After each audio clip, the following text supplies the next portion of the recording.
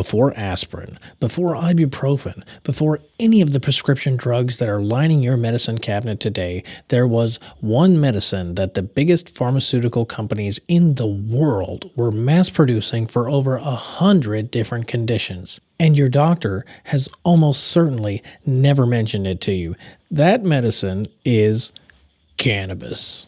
And I'm not talking about some backroom folk remedy or some fringe herbalist secret. I'm talking about a substance that was officially listed in the United States Pharmacopeia, the same gold standard medical reference used by every licensed physician in the country from 1850 until 1941. So, what happened? How did it go from prescribed by the Queen's physician to public enemy number one? That's exactly what we're going to be diving into today. Hello, welcome back. I am John Watkins, your guide to better health and wellness right here on YouTube. I'm one of the owners of Ron's Balms and Botanicals, and this channel is all about giving you real information that you need to take control of your health naturally. Now, I want to be clear before we go any further. Today's video is a history lesson. We're talking about an 87-year window from 1850 to 1937 when cannabis was mainstream medicine. And the story of how and why it was taken away from us is one of the most important and least told stories in modern health history. So, stay with me because by the end of this video, you are going to look at the entire cannabis conversation completely differently. The story begins in 1830 colonial India.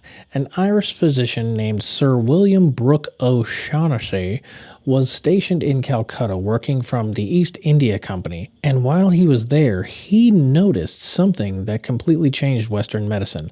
Local practitioners were using preparations they called ganja and bhang, forms of cannabis, to treat some of the most difficult, most devastating conditions of the 19th century.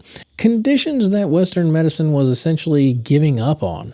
O'Shaughnessy wasn't reckless about this. He was a serious scientist, one of the founding figures of modern pharmacology.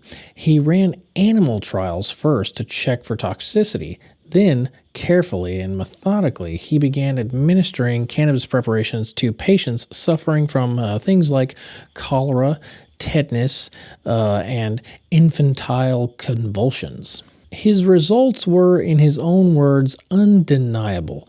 He brought his findings back to Europe, published them, and lit a fire under the entire Western medical establishment. And then within a decade, the world's most respected medical institutions were paying attention. And by 1850, extract of hemp was formally listed in the United States Pharmacopeia, making it an officially recognized medicine in America. So think about that. This wasn't a fringe science. This was the medical establishment saying, this works. And the list of conditions it was used for, it is going to surprise you, because we're not just talking about pain relief. We're talking about some of the most serious, most stubborn diseases of the 19th century. So let's get into it. So during what historians now call the golden age of cannabis medicine, roughly 1850 to 1900, cannabis was classified as a nervine. That was the 19th century term for a class of medications that calm the nervous system. And here's what made it stand out. Physicians preferred it over opium. That's not a small statement. Opium was the dominant painkiller of the era, but cannabis had something opium didn't. It didn't suppress breathing. And naturally, it didn't cause the severe constipation opium was infamous for, and that Big Pharma has made recent, laxatives for. I don't know if you've seen those commercials, but it's a thing.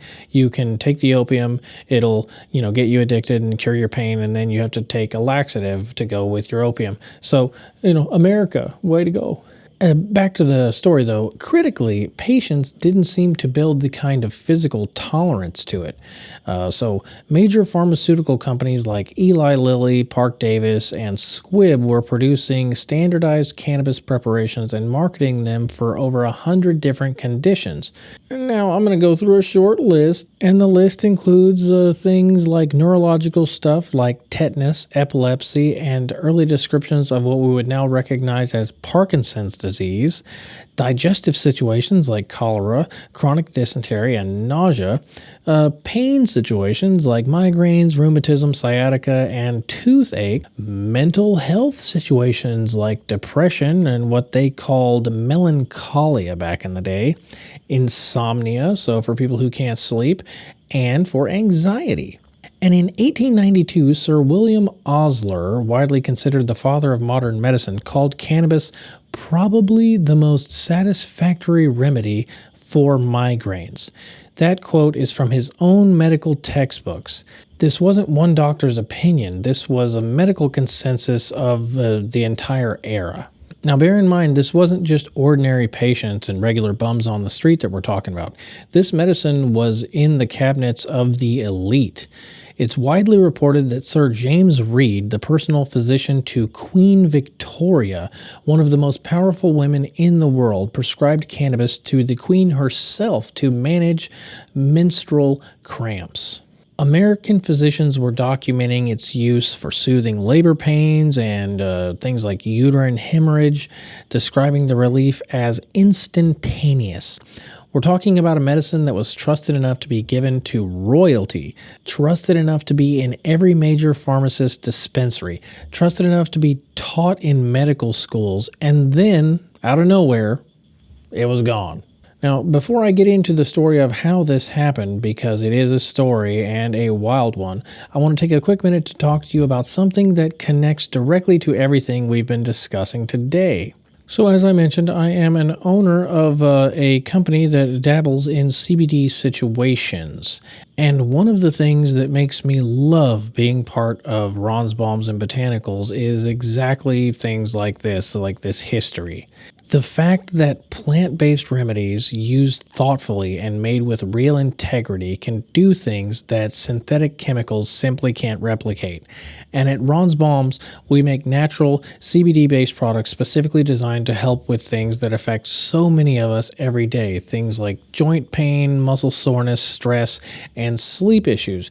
And just like those early pharmaceutical labs that took quality seriously, so do we, and every single one of our products is lab tested for quality and purity so that you always know exactly what you're getting. And whether you're dealing with a stiff neck from sitting at your desk all day, or your joints that are hurting and making your life harder than it needs to be, or maybe you just can't get your brain to shut off at night whenever you go to sleep, well, we've got something for you. We've got things like CBD balms that help for spot treatment on sore muscles and things like that in areas that can really be problematic for you, like necks and backs and various muscles. If you want a more compact situation, we've got CBD oil rubs that you just take the little lid off and wham bam, rub it right on the head. And I know y'all were paying attention whenever I was talking about the sleep. We've got the CBD CBN nighttime gummies made with both CBD and CBN. These are natural alternatives to melatonin, and they help you not just fall asleep, but actually stay asleep through the night. Now, bear in mind that we ship nationwide, and if you order more than $99 worth of products, your shipping is free. And if you're a new customer or someone who's never heard of me before, you can save 25% on your entire first order by signing up to our newsletter in the link in the description below, or you can click a QR code that's right here, sign up, and it'll send you a 25% discount. And hopefully we see you over there. Now, let's get back to the video. So, we've established that cannabis was mainstream medicine for nearly 90 years, trusted by physicians, used by royalty, manufactured by major pharmaceutical companies. So, here's the question that you should probably be asking. What was powerful enough to erase all of that?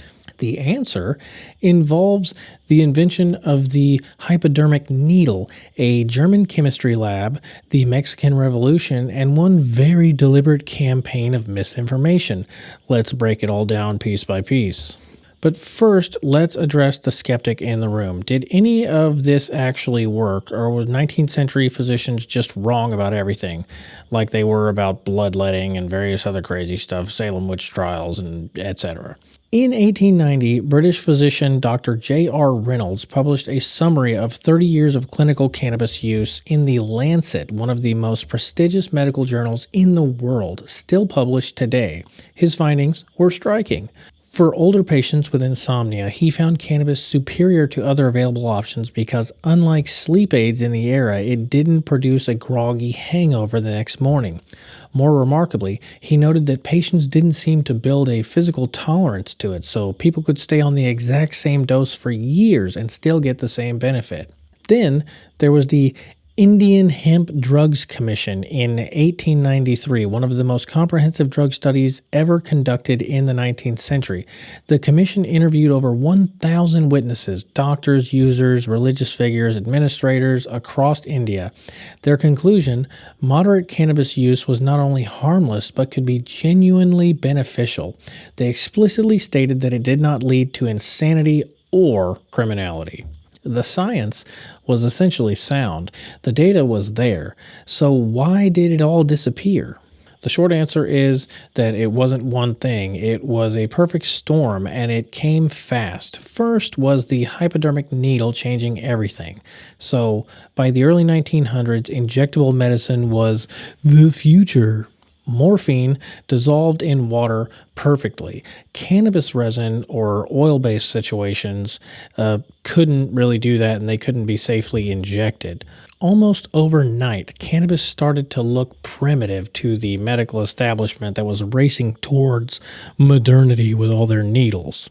Then, in 1899, aspirin arrived. Chemically pure, stable, easy to manufacture, completely free of any psychoactive effects. For a lot of the conditions cannabis had been treating, aspirin was easier to prescribe and easier to explain to patients. Cannabis started losing ground pretty fast here, but those two things alone wouldn't have killed it. What killed it was politics. Because what happened next was one of the most effective and most dishonest public relations campaigns in American history, and it hinged on one single word, the word that most people had no idea was invented specifically to make people forget that cannabis had ever been medicine. So after the Mexican Revolution of 1910, a wave of Mexican immigrants came to the United States, and they brought their cultural traditions with them, including recreational use of cannabis.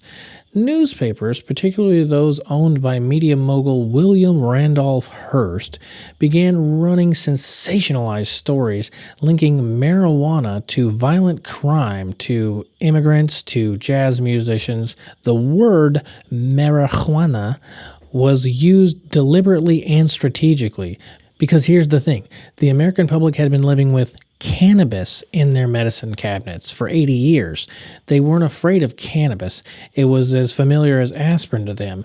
But marijuana, that was something foreign, something dangerous, something to fear. By using a different name for the exact same plant, the campaign effectively erased 80 years of medical cannabis history from the mind of the public. Cannabis, the medicine, became marijuana, the menace, almost overnight. The final blow came in 1937 when the Marijuana Tax Act, which burdened industries with red tape and taxed them so punishingly that it made any kind of legal production virtually impossible. In 1941, cannabis was officially removed from the United States Pharmacopeia, ending the 91-year run as its recognized American medicine. So here's what I want you to take away from all of this. The history of medical cannabis from 1850 to 1937 was not a failed experiment. It was not fringe science. It was not quackery. It was 90 years of mainstream medicine supported by rigorous clinical data trusted by the most respected physicians of the era, and it was ended not by science, but by politics and propaganda. We are only now, in 2026, beginning to seriously revisit what those physicians understood over a century ago, and that should make every one of us ask some hard questions about how decisions get made about what medicine is and what medicine isn't. And if you found this video valuable, please hit the like and subscribe button. It genuinely helps our channel reach more people who could use this kind of information. And if you want to go deeper on how modern CBD and CBN can support better sleep, something those 19th century physicians were prescribing cannabis for, by the way, check out our next video right here. It goes into detail about all those situations and how it can help you sleep way better than melatonin and how you should stop taking melatonin. So, once again, I'm John Watkins, and this has been Cannabis History. Subscribe, like, and hopefully we see you in the next one. Goodbye.